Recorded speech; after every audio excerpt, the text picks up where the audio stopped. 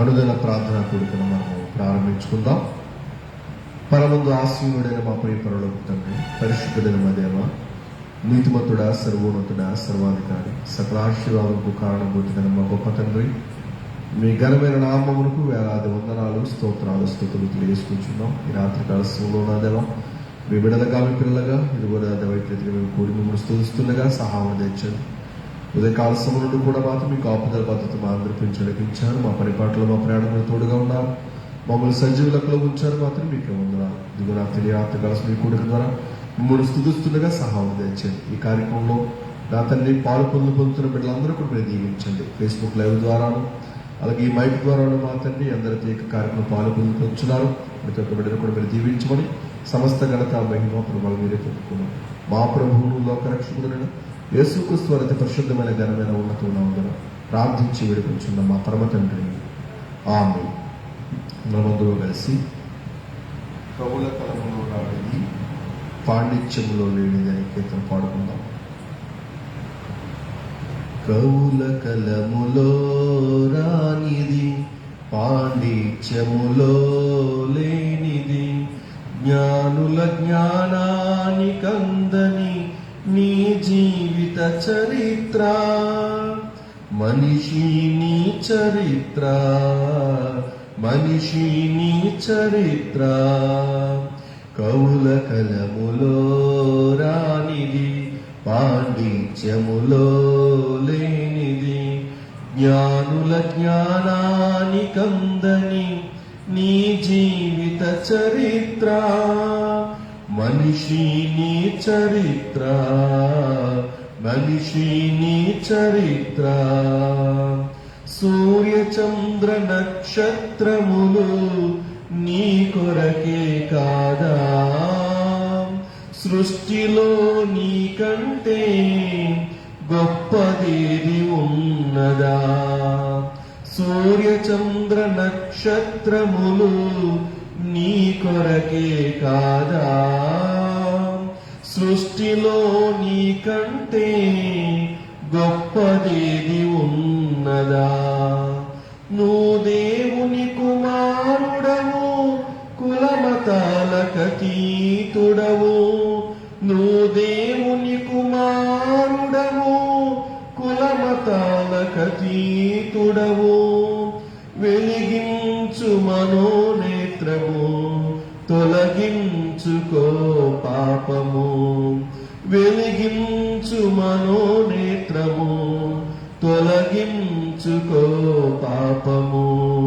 కవుల కలములో రానిది పాండిత్యములో లేనిది, జ్ఞానుల జ్ఞానానికందని నీ జీవిత చరిత్ర, మనిషి నీ మనిషి నీ చరిత్ర.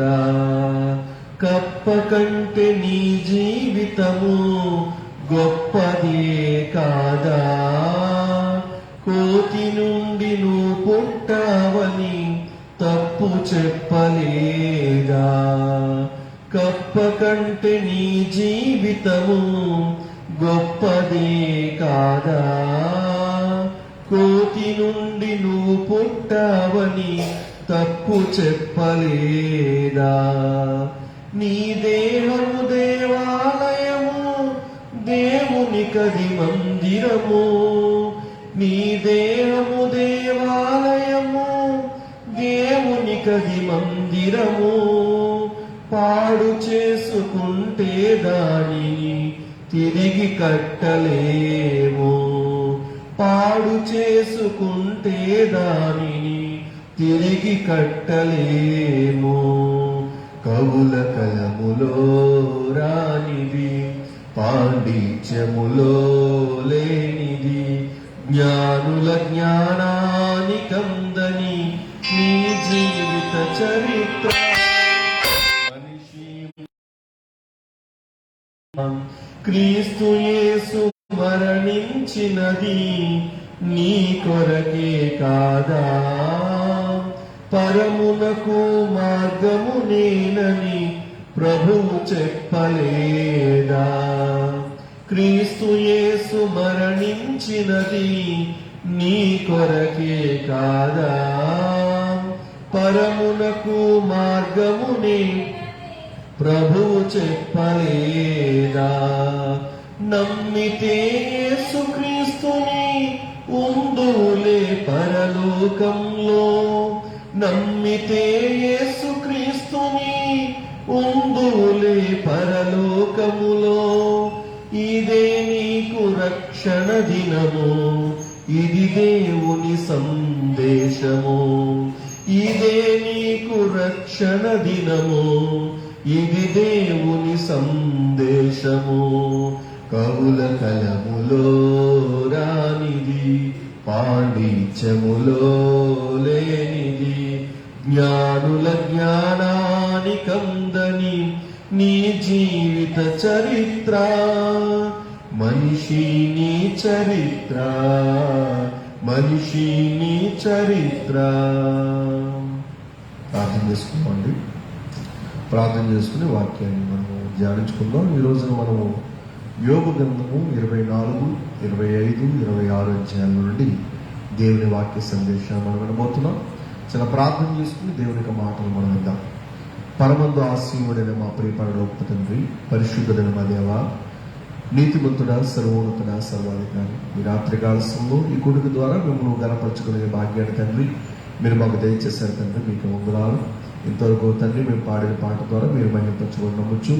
పాడిన పాటల భావాన్ని మా హృదయం అందించుకున్నట్టుకు సహాయం తెచ్చమని నడిసాను. మాత్రం వెతబడవచ్చు వర్తమానం మాత్రం యోగ గ్రంథము 24, 25, 26 అధ్యాయాల నుండి మీ మాటలు మేము ఉంచుండగా వినగలిగే చెవులను గ్రహించగలిగే మనస్సును మాత్రం మాకు అందరికీ అనుగ్రహింపజేసి మీ వాక్యానుసారంగా మా ఆత్మీయ బ్రతుకులు మాత్రం మేము సరి చేసుకుంటున్నా దేవా సహాయం తెచ్చేమని మా ప్రభువును లోకరక్షకుడైన యేసుక్రీస్తు వారి పరిశుద్ధమైన ఘనమైన నామమున ప్రార్థించి విడికొచ్చున్నాం మా పరమ తండ్రి, ఆమేన్.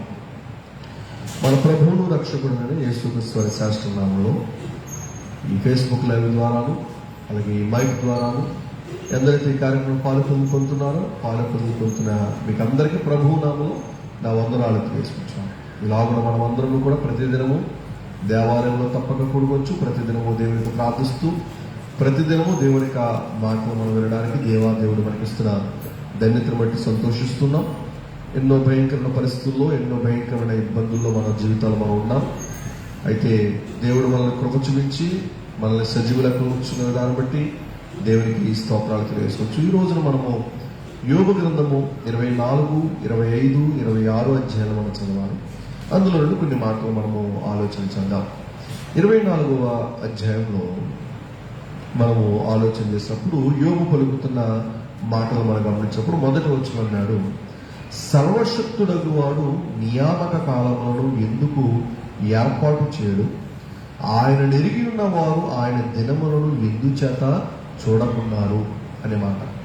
ఇక్కడ మనం ఆలోచన చేస్తే యోబు మాట్లాడుతూ సర్వశక్తుడగు వాడు అంటే దేవుడు ఎవరు అని వాక్యం మనకు బోధిస్తుందంటే ఈజ్ ఆల్మైటీ అనగా ఆయన సర్వశక్తిమంతుడు.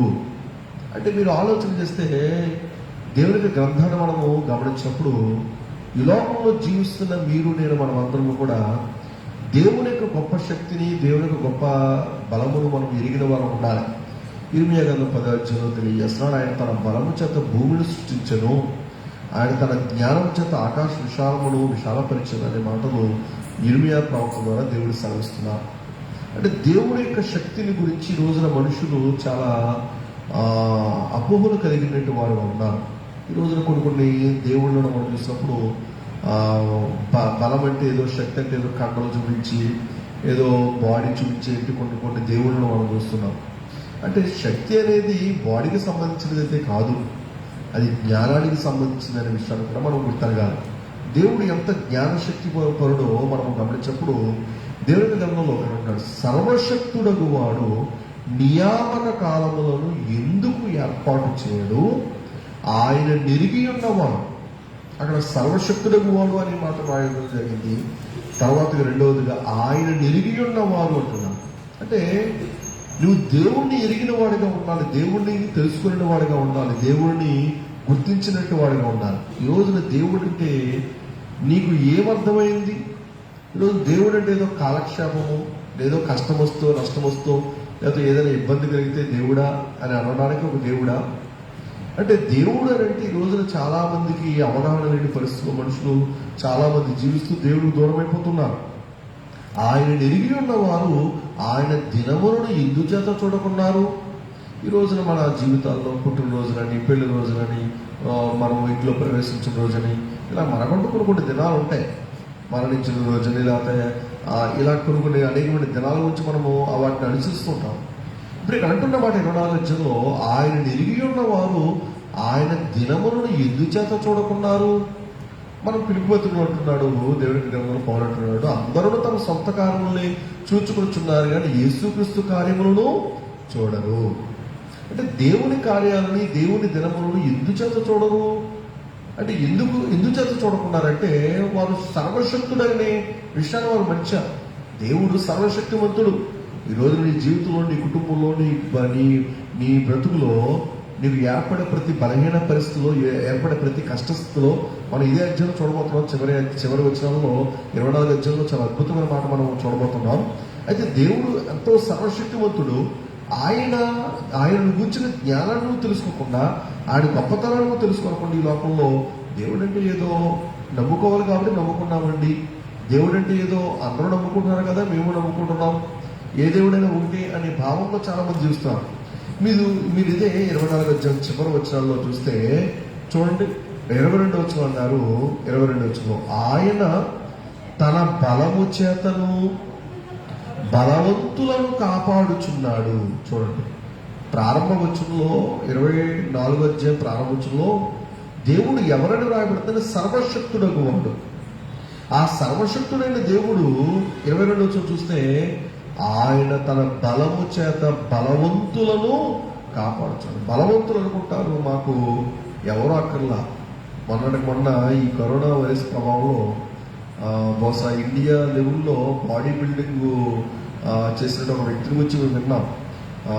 ఇండియాలోనే టాప్ మోస్ట్ బాడీ బిల్డర్ అతను కూడా వైరస్ గురించి చనిపోయాడు. చాలా బలవంతుడు. అతను పొడుగు చూసినప్పుడు అతని కండలు మెలితిరిగిన అతని కండలు, అతను కొన్న దీర్ఘదారోగ్యం ఇవన్నీ చూస్తే చాలా అద్భుతం అనిపించింది. అంటే మనం గమనించిన ఇండియాలో నెంబర్ వన్ బలవంతుడిగా పిలువబడినట్టు వాడు సైతము ఈ రోజున వైరస్లో గురై మరణించిన సందర్భాలు మనం లోకంలో మనం చూస్తున్నాం. అంటే ఎందుకు ఈ విషయం అయితే మాట్లాడుతున్నట్టే ఈ రోజున బలవంతులు అనుకుంటారు. సంసోను కూడా బలవంతుడే. బైబిల్ గ్రంథంలో బలవంతులు ఎవరంటే సంసోను గురించి మనం చెప్తున్నాం. ఆ సంసోను కూడా బలం ఇచ్చిన వారు ఎవరు? పౌలు అంటున్నాడు ఫిలిప్పీయులకు, నన్ను బలపరచువాడేందే నేను సమస్తమును చేయగలను అంటున్నాడు. అంటే మీరు గమనించిన ఈ రోజున నీకున్న బలము మనం పాడుతుంటాం. నాకున్న బలము సరిపోదయ్యా అనే ఒక పాట మనం పాడుతుంటాం. అంటే మీరు గమనించండి 22 వచనంలో ఆయన తన బలము చేతను బలవంతులను ఏం చేస్తున్నట్టండి? కాపాడుచున్నాడు. కొందరు ప్రాణమును గూర్చి ఆశ విడిచినను వారు మరలా బాగుపడదు. ఇవి ఎంత ఆదరణకరంగా ఉన్నాయండి.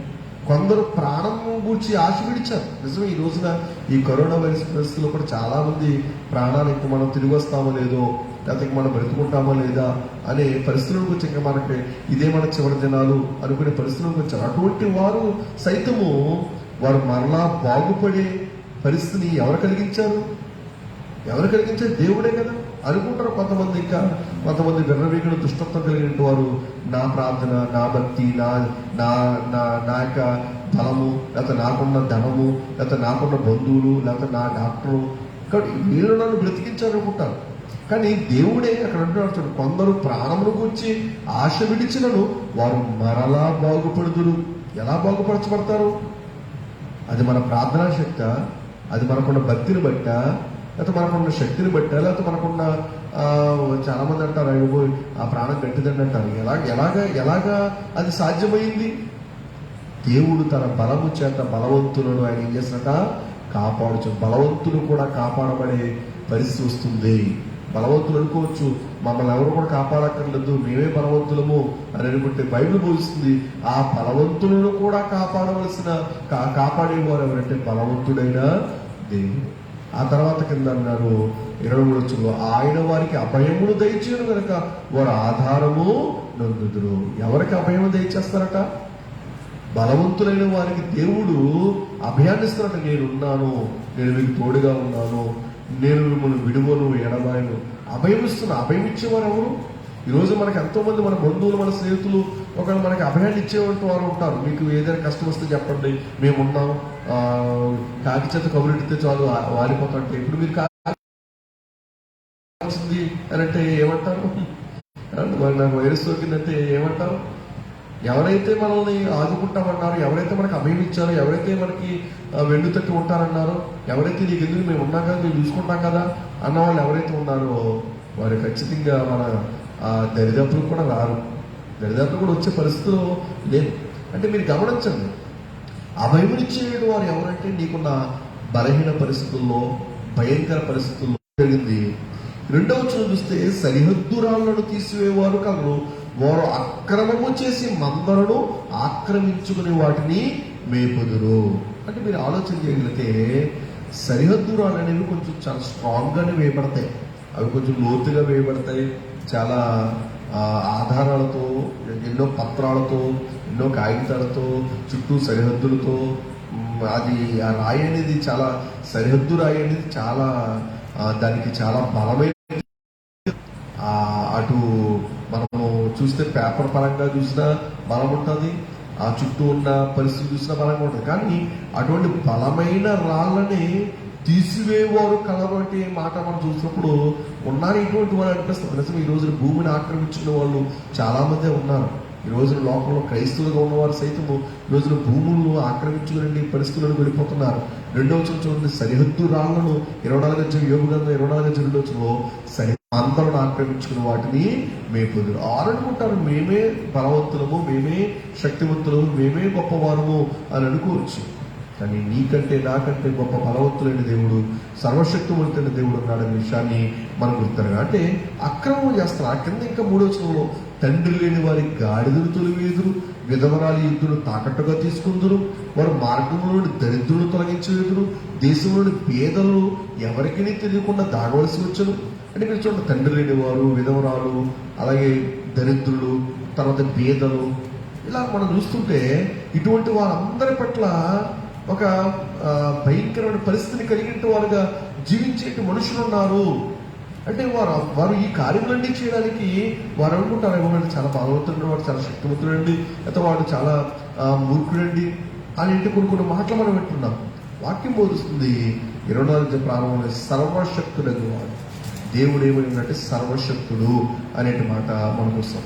తర్వాత 15వ వచనంలో మనం చూస్తే 15వ వచనంలో మనం ఈ మాటలు సామెత గ్రంథంలో మనం చూడొచ్చు. సామెత గ్రంథంలో జ్ఞానుడు సొలొమోను వీటి గురించి మాటలు ఎక్కువగా మాట్లాడారు. మనం సామెత గ్రంథంలో మనము 7వ అధ్యాయంలో చూసినా ఆ సందర్భాలు మనము చూడొచ్చు.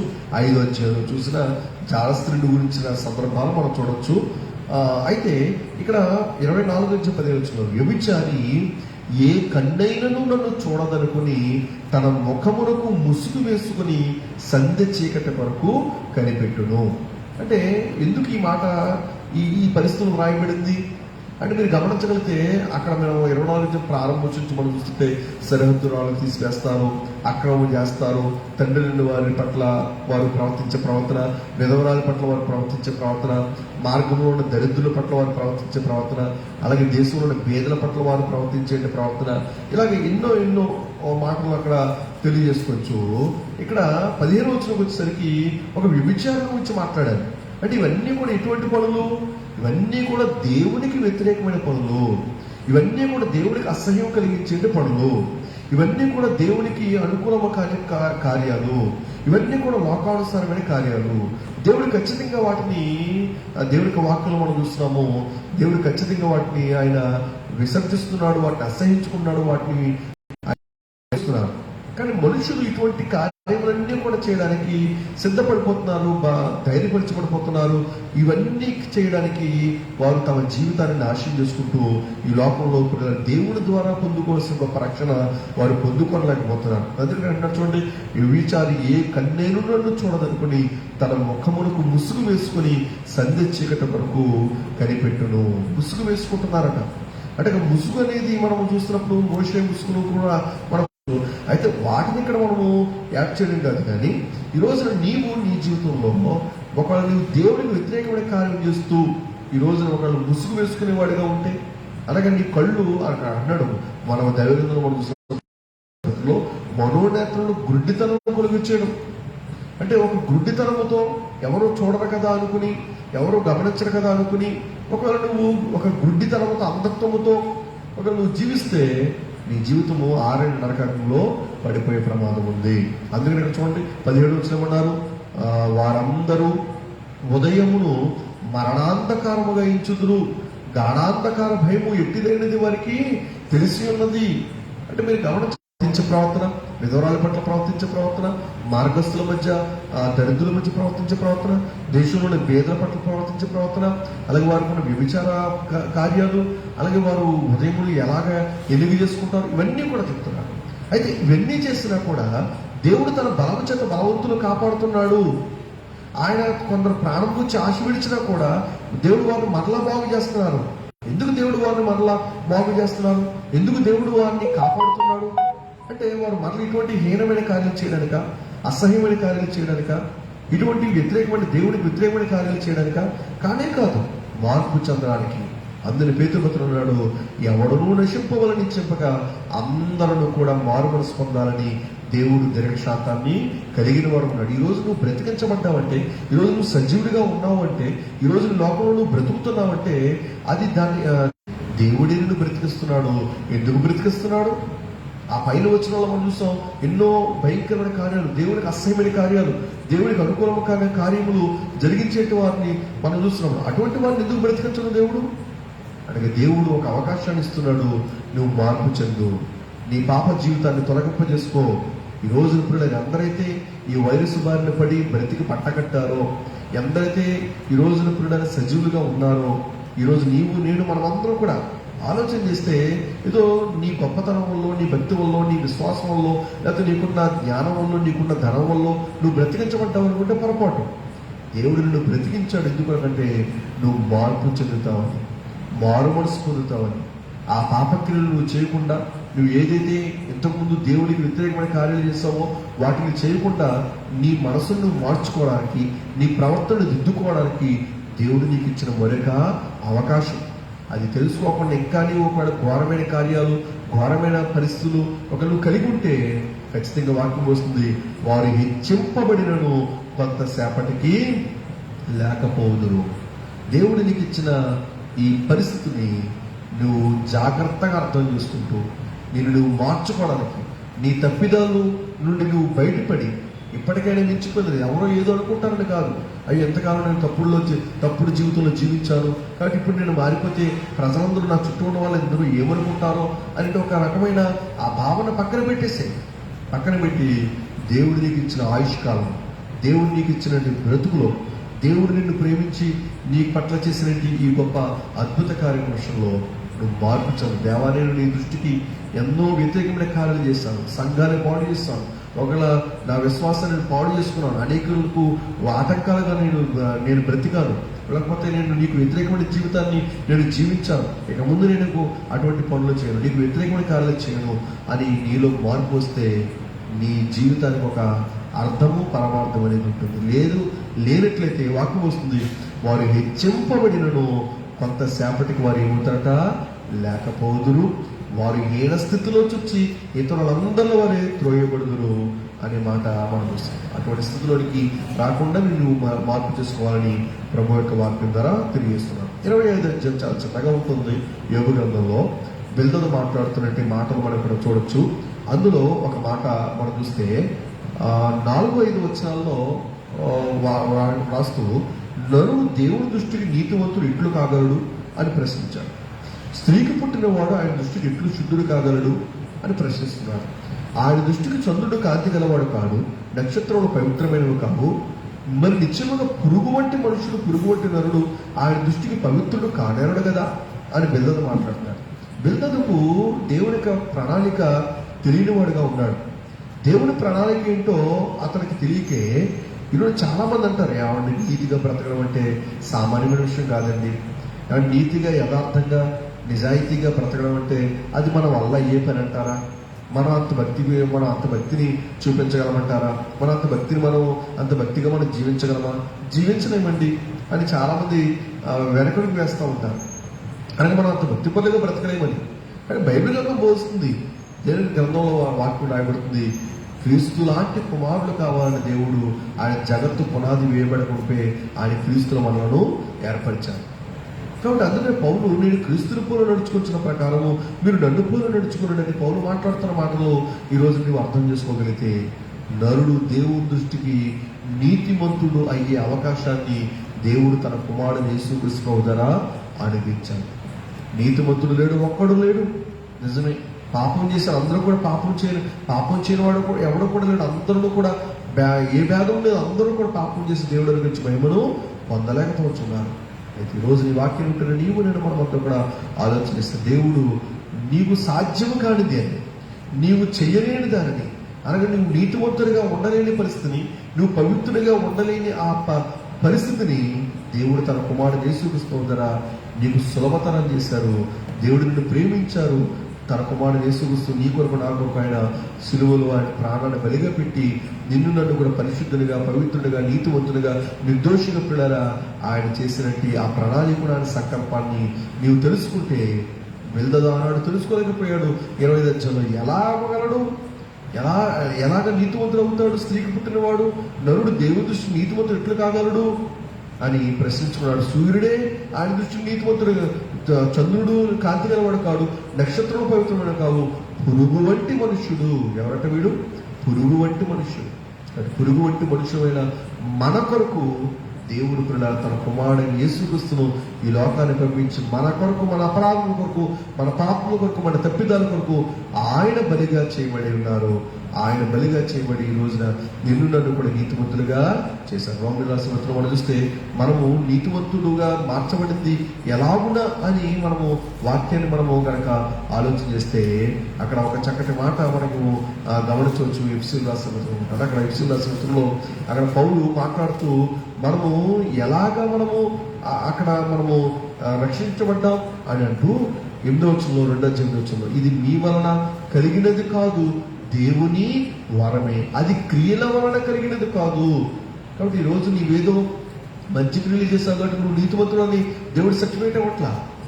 ఈరోజు నీవేదో దాన ధర్మాలు చేస్తావని దేవుడు నిన్ను నీతివంతుడు అని సర్టిఫికేట్ అవ్వట్లా.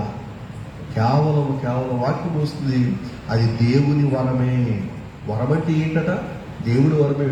అది క్రియల వలన కలిగినది కాదు. నువ్వు నీతివంతుడు కావడం అనేది, పరిశుద్ధుడు కావడం అనేది, నీ క్రియలు, నీ పనుల వల్ల నువ్వు నీతివంతుడిగా అవ్వని పరిస్థితి కేవలం దేవుడే తన కృపను చూపించి అది వరం అంటున్నాడు. ఈరోజు మానవాళికి ఇచ్చిన గొప్ప వరం ఏంటంటే, దేవుడు మనకిచ్చిన గొప్ప వరం ఏంటంటే, నువ్వు ఏ పనులు చేయకపోయినా, ఏ క్రియలు చేయకపోయినా దేవుడు నిన్ను నీతివంతునిగా మార్చాడు. నువ్వు నీతివంతుని కావడానికి నువ్వేమి కొండ మీద మెట్లెక్కి, మోకాళ్ళ మీద మెట్లెక్కిరా, గుండు కొట్టించుకో, లేకపోతే నువ్వు కింద మీద పడి దుల్లేసే అని దేవుడు మాట్లాడట్లా. నువ్వు ఏం చేయకపోయినా, నువ్వు ఏ క్రియలు చేయకపోయినా అది దేవుని వరమే. ఉచితంగా దేవుడు నిన్ను నన్ను కూడా ఉచితంగా నీతివంతులుగా మార్చాడు. ఆ సత్యాన్ని పిల్లల రోజున నువ్వు ఎరిగినట్లయితే, అయితే నీతివంతులుగా తీర్చబడిన మనము, మన పిల్లల ఆ నీతిని మనం కాపాడుకోవడానికి మాత్రం క్రియలు కలిగిన వారు ఉండాలి. క్రియలు లేకుండా నువ్వు నీతివంతులుగా మార్చబడ్డావు. నీతివంతులుగా చేయబడిన తర్వాత క్రియలు లేని విశ్వాసం మృతమనే వాక్యం మనం ఎరిగిన వారు ఉన్నాగా. కాబట్టి ఆ క్రియలతో నువ్వు, అందుకనే వాక్యంలో మనం చూస్తున్నావు, నేను క్రీస్తుని పోలి నడుచుకొచ్చిన ప్రకారం ఆ నీతిని నువ్వు కాపాడుకుంటూ దేవుడు ఎదుట నువ్వు నీతిమంతులుగా ఉండాలని ప్రభువు నామమున. ఇక చివరిగా 26వ అధ్యాయం చదువుదాం. ఈరోజు మనం చదవవలసిన 26వ అధ్యాయంలో యోబు మాట్లాడుతున్న మాటల్లో ఒక విలువైన మాట మనం ఎరిగిన ఉన్నాం. 7వ వచనంలో, శూన్య మండలం పైన ఉత్తర దిక్కునున్న ఆకాశ విశాలమును ఆయన తెరచెను, శూన్యము పైన భూమిని వేలాడ చేశాను అనే మాటని ఇక్కడ మనం చూస్తాం. కాబట్టి ఈ రోజున సైన్స్ అనేది మనం సైన్స్ అనే సబ్జెక్ట్ని కనుక మనం చూస్తే, ఆ సబ్జెక్టు బైబిల్ గ్రంథంలో చాలా స్పష్టంగా మనకు కనబడతా ఉంటుంది. ఈరోజు సైన్స్ కావచ్చు, వైద్య శాస్త్రం కావచ్చు, రసాయన శాస్త్రం కావచ్చు, భౌతిక శాస్త్రం కావచ్చు, ఏదంటే ఏ శాస్త్రం, సకల శాస్త్రాలు కూడా బైబిల్ గ్రంథంలో నిక్షిప్తమై ఉన్నవి. మానవుని చరిత్ర కావచ్చు, మానవుని జన్మ ఆవిర్భావం కావచ్చు, సమస్తం. ఇప్పుడు ఇక్కడ మాట్లాడినప్పుడు 7:26 శూన్య మండలము పైన ఉత్తర దిక్కున ఆకాశ విశాలను ఆయన పెంచను, శూన్యము పైన భూమిని వేలాడి చేశాడు. అంటే దేవుడు ఎంత గొప్ప శక్తివంతుడో ఇంతకుముందు మనం గమనించిన 24:30 సర్వశక్తివంతుడే దేవుడు. శూన్యంలో భూమిని వేలాడి చేయడం ఏంటంటే ఒకసారి ఆలోచించండి. ఈరోజు నువ్వు గమనించిన శూన్యంలో ఏమీ లేదు, ఏమీ లేని దానిలో దేవుడు భూమిని ఏం చేశాడంటే ఆయన వేలాడి చేశాడు. ఇదివరకు నా చిన్నతనం ఏదో అట్లాస్ అనేటి ఒక చరిత్ర చదువుకునేవాడు. అట్లాస్ అనబడిన వాడు భూమిని మోస్తున్నాడు. ఆ భూకంపాలు ఎందుకు కలుగుతున్నాయంటే ఆయన ఒక భుజం మీద ఎత్తుకుని భూమిని ఇంకో భుజం మీదకు మార్చుకునేటప్పుడు ఇటువంటి పరిస్థితుల్లో భూకంపాలు వస్తాయని చెప్పేసి కొన్ని పురాణ గాథలు, కొన్ని కల్పిత గాథలు, కొన్ని కట్టుకథలు మనం విన్నాం మన చిన్నతనంలో. కానీ సైన్స్ ప్రకటిస్తుంది, సైన్స్ బోధిస్తుంది భూమి శూన్యములో వేలాడవేయబడింది. అది ఎప్పుడు తెలుసుకున్నారు అంటే బైబిల్ ఎప్పుడో ముందే చెప్పింది. యోబు గ్రంథం గురించి మనము ప్రారంభంలో గమనించాం. యోబు గ్రంథం అనేది ఆదికాండం, నిర్గమకాండం, లేవికాండం, ఆదికాండం నిర్గమకాండం వరకు కాదు, కానీ ఆదికాండమే. ఆదికాండపు కాలంలోనే అనగా అబ్రహాం, ఇస్సాకు, యాకోబులు కూడా కాదు నాకు తెలిసి, నోవహు, లోతు, అబ్రహాము, ఆ కాలాలకు సంబంధించినట్టుగా మన యోగులు మనం చూడొచ్చు మనం. కాబట్టి అటువంటి ఆ కాలానికి సంబంధించి దేవుడు ముందుగానే దేవుడు తన సమస్తానికి కూడా దేవుడు మానవాళికి తెలియచేయలేదు. కాబట్టి బైబిల్ గ్రంథం అనేది ఏదో మత గ్రంథంగా భావించి చాలా మంది ఇది క్రైస్తవుల గ్రంథముగా భావిస్తున్నారు. కానీ ఈ బైబిల్ గ్రంథంలో నీకు నాకు కావలసిన పరిజ్ఞానం అనేది, శాస్త్ర పరిజ్ఞానం అనేది, లేక సైన్స్ అనేది ఈ బైబిల్ గ్రంథం అంతటా కూడా ఉన్నట్టుగా మనం చూస్తాం. ఈ ఒక వచనంలో చూస్తే 26 మనం చూస్తే శూన్యము పైన భూమిని వేలాడి చేసిన శూన్యంలో ఆయన వేలాడి చేశారంటే ఆయన ఎంత శక్తివంతుడో భూమిని చూస్తేనే మనకు అర్థమైపోతుంది, భూమిని గమనిస్తేనే మనకు అర్థమైపోతుంది. భూమి శూన్యములో వేలాడవేయబడే రీతిగా దేవుడు తన జ్ఞానాన్ని ఆయన లోకానికి ప్రకటిస్తుంటే ఈ రోజున లోకము భూమి మీద జీవిస్తూ ఈ భూమి మీద చాలా మంది ఇది భూమాత అంటుంటారు. మరి భూమాత అన్నప్పుడు ఎందుకు కాళ్ళతో తొక్కుతున్నాం, ఎందుకు పాడు పనులు చేస్తున్నాం అంటే మీరు గమనించండి. ఈ రోజున చాలా మంది భూదేవి, భూమాత అంటుంటారు. అంటే దేవుడు సృష్టించిన భూగోళం ఇది, దేవుడు సృష్టించిన భూగ్రహం ఇది. అటువంటి ఈ భూగ్రహాన్ని దేవుడు శూన్యములో వేలాడజేసి ఈ రోజున దేవుడు నీకు నాకు తెలియజేస్తున్నాడు, ఇదిగో నేను గొప్ప శక్తివంతుడైన దేవుడు, ఆయనే శక్తివంతుడు, ఆయనే బలవంతుడు అని ఈరోజు లోకానికి తెలియజేస్తుంటే లోకము ఆయనని ఎరుగక ఈ సైన్స్ కూడా దేవుణ్ణి అంగీకరించక ఈ రోజున ఇదంతా కూడా ఇది ఒక విస్ఫోటనం వల్ల కలిగింది అని ఒక భ్రమలో జీవిస్తూ ఈ రోజున దేవుడికి గొప్ప శక్తిని ఎరిగిన వారు ఉన్నారు. రాత్రికాల ఈ మాటలు మీ హృదయాల్లో మీరు ఫలింప చేసుకోండి. దేవుడికి గొప్ప శక్తిని ఎరగండి. ఆయన శక్తిని ఆయన ప్రభావాన్ని మనం కొనియాడుతూ దేవుని మహిమపరచబిడ్డగా మనం ఉందాం. దేవుడి కొద్ది మాటలు మీ హృదయంలో ఫలించడానికి వచ్చిన మాటలు ముగుస్తూ నేను మీకంతగా నా ప్రత్యేక రక్షణ పొందలేదు, బాప్తిస్మం పొందలేదు, మారుమనసు పొందలేదు, పశ్చాత్తాపడలేదు, వారందరూ కూడా మారుమనసు పొంది బాప్తిస్మం పొంది మీ పేర్లు జీవనం రాయించుకొని రక్షణ పొందిన మీరందరూ కూడా, రక్షణ పొందిన మనం అందరం కూడా మన జీవితాలు మనం సరి చేసుకుంటూ దేవుడు మనకిచ్చిన ఆయుష్కాలంలో దేవుడు మనకిచ్చిన అవకాశాన్ని బట్టి మనం సరి చేసుకుందాం. మనలో లోపాలు మనం సవరించుకుందాం. వాక్యాన్ని బట్టి వాక్యానుసారంగా మన జీవితం మనం సరి చేసుకుందాం. ప్రార్థన చేస్తూ ముగించుకుందాం. తలలో వచ్చండి, ప్రార్థనకి వచ్చండి. బట్టి మీ దయను బట్టి మీ ప్రాణం బట్టి మీ బిడ్డలుగా మిత్రులుగా ఇంతవరకు తండ్రి మీ సన్నిధిలో మేము గడపడానికి, మీ సత్యవాక్యం వినడానికి తండ్రి మీరు మాకు ఇచ్చిన భాగ్యాన్ని బట్టి మీకు పొందరాను. ఎందరైతే నా తన బిడ్డలు ఈ ఫేస్బుక్ లైవ్ ద్వారాను, అలాగే మా ప్రభావ మాతో స్థానికంగా మాతో గ్రామస్తులైన వారు ఈ మైక్ ద్వారా అందరికీ ఈ మాటలు విన్నారు, ఈ కార్యక్రమంలో పాలు పొందిన్నారు. బిడ్డలందరూ మీరు దీవించమని ప్రార్థన చేస్తాం. తండ్రి ఈ దినాడు మీద మీరు మాకు నేర్పించిన మీ విలువైన మాటల కొరకు తండ్రి మీకే వందనాలు తెలియజేసుకుంటున్నాం. ఇదిగో మా తన గ్రంథంలోండి, యోగ గ్రంథంలోని 24, 25, 26 అధ్యాయంలో తండ్రి మీ విలువైన సర్వతని మేము విన్న మాటలు మా హృదయంలో నూరత్తరగా ఫలించినట్లుగా దేవా సహాయం తెచ్చని ప్రార్థన చేస్తాం. నా తండ్రి సమ మా తండ్రి మా తల్లి కార్యక్రమంలో పాల్గొన్న ప్రతి బిడ్డ మీరు దీవించండి, మా కుటుంబాన్ని మీరు దీవించండి. బలహీన ఉన్న ప్రతి బిడ్డని కూడా మీరు బలపరిచి లేవనెత్తి ఆరోగ్యంతో చేయండి. తండ్రి మీకు స్తోత్రాలు బిడ్డగా తెచ్చమని ప్రార్థన చేస్తాం. మా తండ్రి ఈ చెప్పిన మీదే చెప్పిన మా తండ్రి మన దేశంలో మాత యొక్క వైరస్ ప్రభావం మా తండ్రి తగ్గుముఖం పట్టిందని మేము విన్నాం. అందుని బట్టి నా తండ్రి మీకు స్తోత్రాలు. తండ్రి మేము ఆ ప్రార్థన అంగీకరిస్తున్నారు దేవా, మీకు వందనాలు. త్వరలోనే మాత చిత్రం సంపూర్తిగా మాత యొక్క వైరస్ ప్రభావం మా తండ్రి సహాయం తెచ్చమని వేడుకుంటాం. ఎంతో మంది మా యొక్క వైరస్ విషయంలో ఎన్నో మందులను తయారు చేస్తున్నట్టు వారు ఉన్నారు. ప్రాముఖ్యంగా ఆనందయ్య గారి యొక్క మా తండ్రి మందు విషయంలో మాతో ఎటువంటి మాతని రాజకీయాలు, ఎటువంటి మాతని శోధన లేకుండా మీ చిత్తమైతే ఆ మందు మాతను ప్రపంచవ్యాప్తంగా మాత్రం మీ చిత్తమైతే అది మాకు అనేకులకు అది మాతను సరఫరా చేయడానికి తద్వారా మాతని తద్వారా మాత్రం ఆరోగ్యాన్ని పొందుకోవడానికి తండ్రి సహాయం తెచ్చమని ప్రార్థన చేస్తాం. తండ్రి కేవలం వారి పెట్టి ప్రత్యేకించి ప్రార్థన చేస్తాం, దీవించండి. అలాగే అతను వడగాల్పులు మాతను ఎదురు మాతని మొత్తం వడగాల్పులు బట్టి ఎండ వేడును బట్టి ప్రార్థన చేస్తాం. మా తండ్రి మంచి వాతావరణం తెచ్చండి, అనుకున్న వాతావరణాన్ని మీరు వాళ్ళకి తెచ్చని ప్రార్థన చేస్తాం. ఈ భూమి మీద జీవించే ఈ జీవిత కాలం అంతట్లో కూడా మాత్రం మేమందరం కూడా మీ చిత్తాన్ని మేము నెరవేర్చేబట్లుగా, మీ యొక్క ఇష్టాన్ని మేము నెరవేర్చేవారుగా, మీ మా తండ్రి మీకు వ్యతిరేకమైన కార్యం చేయకుండా మీకు అనుకూలముగా పంచండి. తండ్రి ప్రతి ఒక్కరి మధ్య సమాధానం తెచ్చని వేడుకొచ్చాం. ఆర్థిక సమస్యలతో, అనారోగ్యాలతో, ఇంకా కుటుంబ ఇబ్బందులతో ఉన్న బిడ్డలు బట్టి వేడుకొచ్చాం. ప్రాముఖ్యంగా మాత్రం ఈ వైరస్ ప్రభావం బట్టి అనేక మంది తమ వ్యాపారాలు కోల్పోయిన వారు ఉన్నారు, తమ పరిపాట్లు కోల్పోయిన వారు ఉన్నారు, ఆర్థిక పరంగా ఎన్నో మా తండ్రి ఇబ్బందులకు గురవచ్చిన వారు ఉన్నారు. తండ్రి మా కుటుంబంలో మా తండ్రి పూట గడవడానికి కష్టంగా ఉన్న కుటుంబాలను బట్టి కూడా మా తండ్రి ప్రార్థిస్తున్నాం. తండ్రి అందరి కుటుంబాలు ఎన్నో మాపై ఇబ్బందికర పరిస్థితులు ఎదురవుతున్నారు. జవాబు ఇచ్చటమైతే మీకు ఇష్టమైతే మా ప్రమాణాన్ని మీ గొప్ప కాలం వారి పట్ల మీరు